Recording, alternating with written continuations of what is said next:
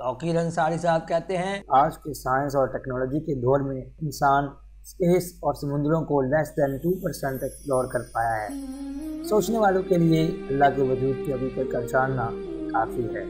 اب تعلیم یافتہ انسانوں کو اپنے مذہبوں میں ایک سپریم خدا اللہ کو تلاش کرنے کی ضرورت نہیں ہے، کیونکہ ہر چھوٹی بڑی سائنٹیفک ریسرچ سے، چاہے وہ فزکس، کیمسٹری، بیالوجی اور باٹنی کی ریسرچ ہو، ملینز آف ایئر سے اسپیس، سمندروں اور دنیا میں موجود چیزوں کے بننے اور سسٹمز کے چلنے سے آپ کو اللہ کے وجود کی پکچر کلیئر نظر آ جائے گی۔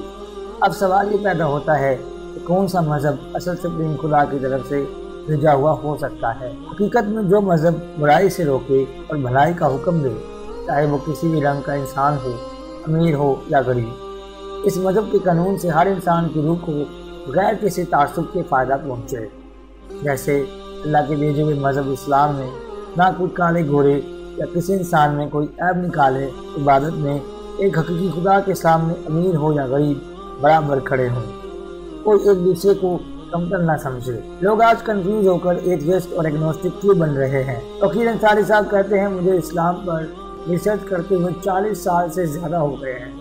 مجھے آج تک اسلام اور پروفٹ محمد صلی اللہ علیہ وسلم کی تعلیمات میں کوئی ایسا قانون یا نقطہ نظر نہیں آیا جس میں انسان اور انسانوں کی جنریشن کے لیے بھلائی نہ ہو۔ آپ مسلمان ہیں یا نہیں؟